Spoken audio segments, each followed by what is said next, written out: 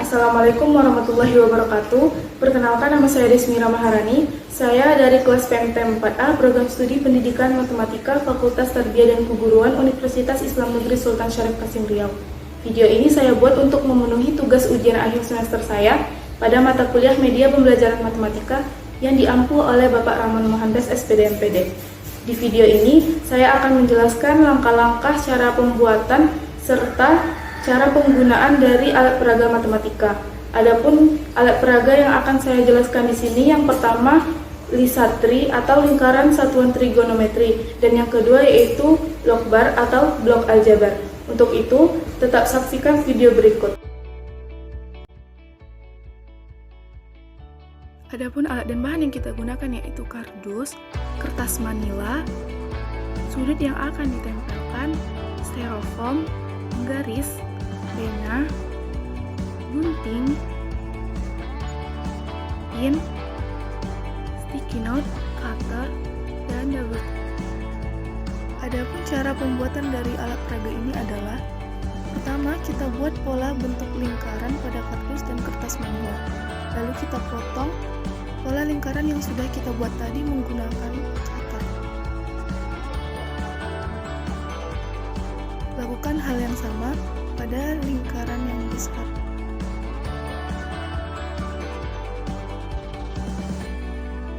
Selanjutnya, kita buat pola lingkaran di atas kertas manila.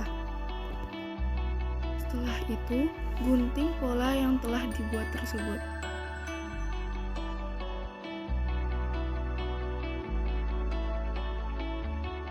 Lakukan hal yang sama pada lingkaran yang besar.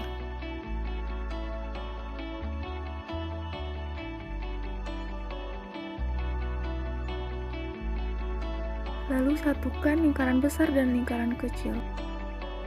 Dan buatlah lubang berbentuk persegi panjang di salah satu jari-jari lingkaran untuk meletakkan kos, sin, dan tangannya. Setelah itu, satukan lingkaran yang ada di kardus dan lingkaran yang ada di kertas manila. Dan kita tempelkan menggunakan lem.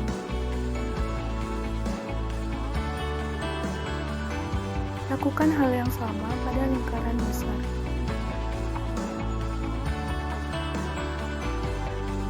Lalu, kita tempelkan lingkaran kecil dan lingkaran besar. Dan kita aplikasikan lingkaran tersebut pada styrofoam.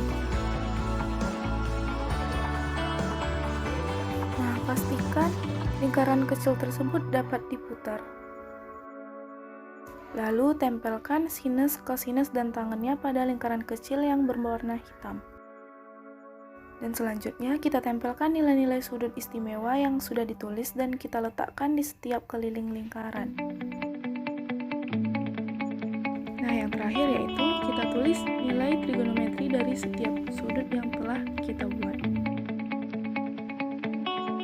Dan inilah lingkaran satuan trigonometri. Nah, adapun cara penggunaannya adalah sebagai berikut. Bisa kita lihat banyak murid yang tidak menyukai materi trigonometri. Hal ini dikarenakan mereka mengalami kesulitan dalam menghafalkan nilai-nilai dari trigonometri tersebut. Nah, di sini saya menyajikan sebuah alat peraga yang dapat membantu siswa dengan mudah menentukan nilai-nilai dari trigonometri. Nah, yang bernama yaitu lingkaran satuan trigonometri. Pada trigonometri kita mengenal tiga hal yang utama, yakni sinus, kosinus, dan tangen, atau yang biasa kita singkat dengan sin kostan. Nah, bagaimana cara kerja alat ini? Bagaimana cara menggunakannya? Nah, bisa kita lihat di sini konsepnya. Di sini semua sudut sudah ada, mulai dari bawah derajat 30, 45, 60, 90 sampai satu lingkaran penuh itu 360 derajat. Nah, kita bisa menentukan nilai-nilai trigonometri terhadap suatu sudut.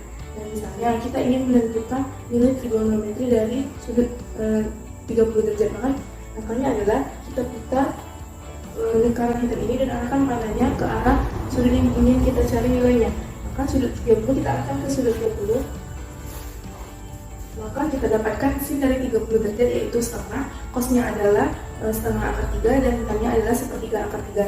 Misalnya kita ingin menentukan sudut 60, maka kita akan ke arah sudut 60, yaitu kita dapatkan sinnya adalah Sinnya adalah setengah akar 3, cosnya adalah setengah, dan tannya adalah akar 3. Dan sudut 30 dan 60 ini merupakan sudut istimewa, sehingga kita sudah bisa mengetahui dan menentukan nilai-nilainya. Dan sekarang muncul pertanyaan, bagaimana jika kita ingin mencari nilai dari sudut yang berbeda kuadrannya? Misalnya kita ingin mencari nilai dari 135 derajat, maka kita arahkan panahnya ke arah 135 derajat. Nah, di sini kita bisa lihat bahwa sin dari 135 derajat itu adalah setengah akar 2, cosnya adalah min setengah akar 2, dan tannya adalah min 1. Muncul pertanyaan, bagaimana caranya, kenapa bisa sinnya adalah setengah akar 2, cosnya min setengah akar 2, dan tannya min 1. Nah, perhatikan lingkaran ini. Kita bisa mencari nilai sin konstan dari sudut yang lain menggunakan informasi dari sudut istimewa. Nah, di sini kita harus tahu dulu tentang kuadran. Tujuannya adalah tujuannya sangat penting bagi kita agar kita bisa menghitung nilai sin konstan dari sudut yang lain. Nah, sebenarnya kuadran itu apa? Kuadran itu adalah pengklasifikasian atau pengelompokan sudut. Nah, di sini kita menggunakan basis lingkaran. Satu lingkaran ini kita bagi menjadi 4 bagian. Ini yang terdiri dari kuadran 1, 2, kuadran 3, dan kuadran 4. Kuadran 1 itu yaitu dari sudut 0 derajat sampai 90 derajat. Kuadran 2 dari 90 derajat sampai 180 derajat. Kuadran ketiga dari 180 derajat sampai 270 derajat, dan kuadran keempat dari 270 derajat sampai 360 derajat. Kenapa dibagi menjadi kuadran-kuadran? Karena setiap kuadran ini memiliki ciri khusus. Ya, ini yang pada kuadran 1 itu semua nilainya bernilai positif, yakni sinnya positif, cosnya positif, dan tangannya positif. Pada kuadran 2 yang bernilai positif itu hanya sin, sedangkan cos dan tannya bernilai negatif. Pada kuadran ketiga yang bernilai positif itu adalah tan, sedangkan sin dan cosnya bernilai negatif. Pada kuadran keempat yang bernilai positif itu adalah cos, sedangkan sin dan tannya bernilai negatif. Nah, kita kembali ke 135 derajat tadi. 135 derajat itu berada di kuadran kedua karena ia lebih dari 90 derajat dan kurang dari 135 derajat. Nah, patokannya kita lihat di sini 180 dan 360. Nah, karena di kuadran 2 maka kita lihat 135 itu kurang dari 180 atau lebih dari 180.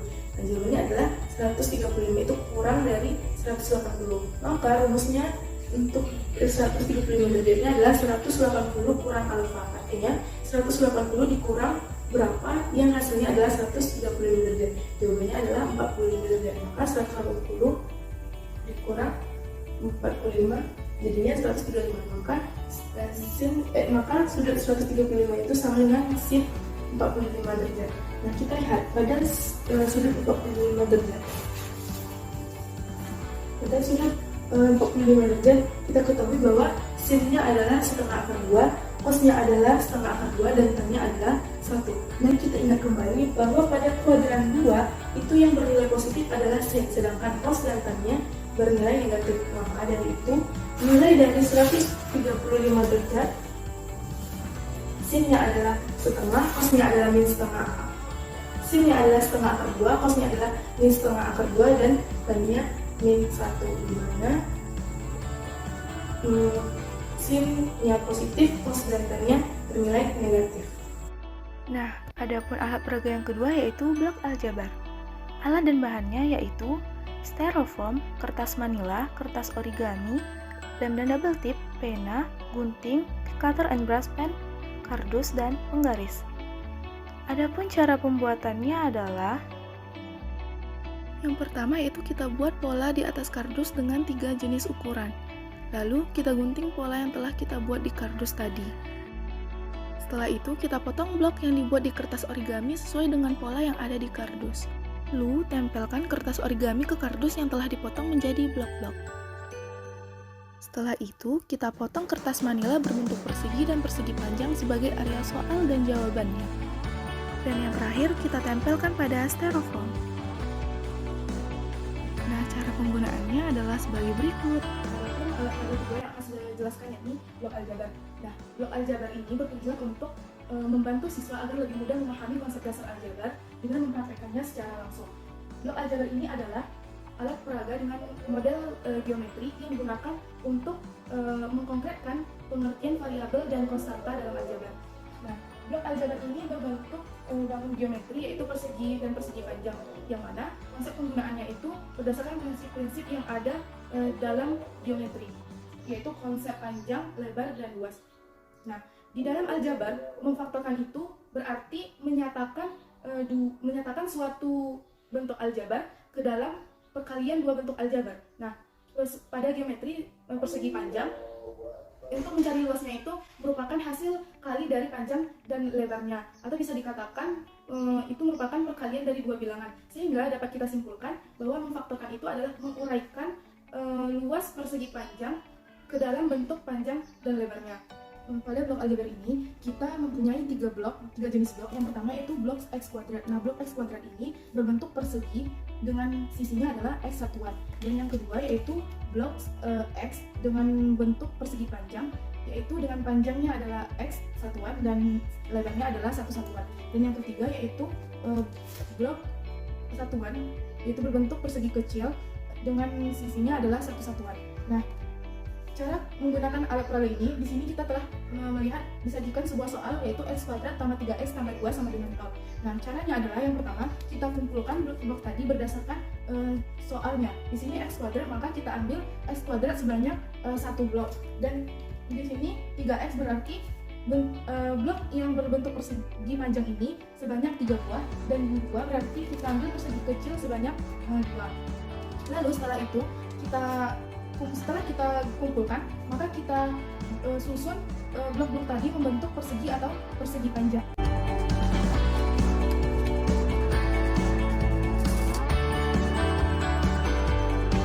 Nah, setelah berbentuk persegi panjang, lalu kita tentukan luas dari persegi panjang tersebut, yaitu luas dari persegi panjang adalah panjang kali lebar.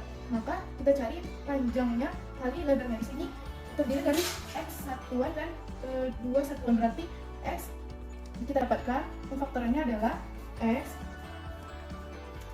ditambah 2.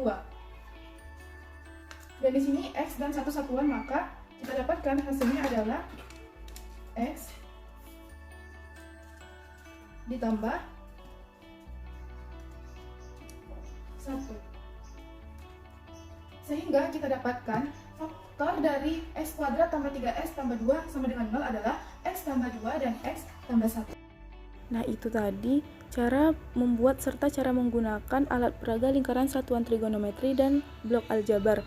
Nah, tentu alat peraga ini masih memiliki kekurangan dan hanya bisa menyelesaikan soal-soal sederhana saja. Terima kasih kepada teman-teman yang telah menyempatkan diri untuk melihat video ini. Semoga video ini dapat membantu teman-teman dan bermanfaat bagi kita semua. Mohon maaf atas segala kekurangan. Wassalamualaikum warahmatullahi wabarakatuh.